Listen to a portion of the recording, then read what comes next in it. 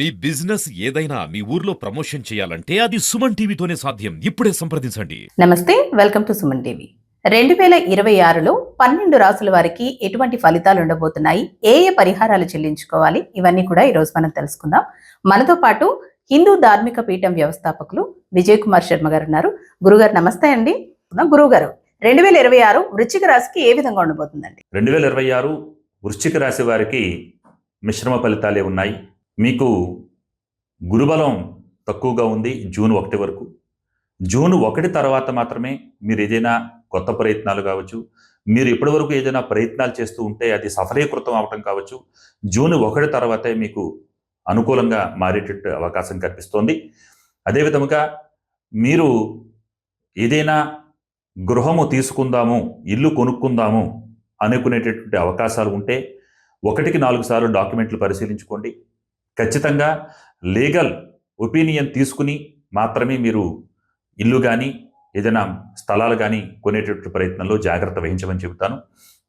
అదేవిధంగా మీరు ప్రయాణం విషయంలో కొంచెం జాగ్రత్త వహించండి. 2 వీలర్ కావచ్చు, 4 వీలర్ కావచ్చు.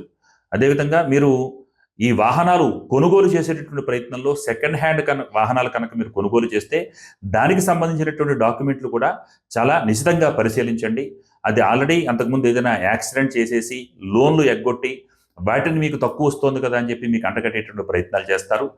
మీ మంచితనమే మీరు మోసపోవటానికి కారకం అవుతుంది. అందుచేత మంచితనం అన్ని చోట్ల పనికిరాదు. దాంపత్య జీవితాలు బాగుంటాయి, ఇబ్బంది ఏమీ లేదు. మీ తల్లిగారి యొక్క ఆరోగ్యం కొంచెం ఇబ్బందికరంగా ఉంటుంది. ఆ ఆరోగ్య పరిస్థితుల్ని మీరు గమనించుకోండి. విద్యార్థులు జూన్ 1 వరకు కూడా కొంచెం కష్టకాలంగానే చెప్పాలి. జూన్ 1 తర్వాత కొంచెం ఆశాజనకంగా ఉంటుంది. ఈ యాన్యువల్ ఎగ్జామ్స్ రాసేటటువంటి వాళ్ళు కొంచెం కష్టపడి చదవండి, ఫలితాలు వస్తాయి. మీరు బద్ధకానికి లోనవుతూ ఉంటారు. ఎట్టి పరిస్థితుల్లోని మీరు కష్టపడితేనే వస్తుంది అనేటువంటి దాన్ని మీరు సూత్రంగా తీసుకుని మీ పనులన్నీ కూడా నిర్వర్తించుకోండి, ముఖ్యంగా విద్యార్థుల విషయంలో. అదేవిధంగా దాంపత్య జీవితాలు బాగున్నాయి. వ్యాపారాలన్నీ కూడా జూన్ 1 తర్వాత మాత్రమే కొంచెం ఆశాజనకంగా ఉంటాయి. మీరు అపనిందల పాలు అయ్యేటటువంటి అవకాశాలు కూడా ఉన్నాయి.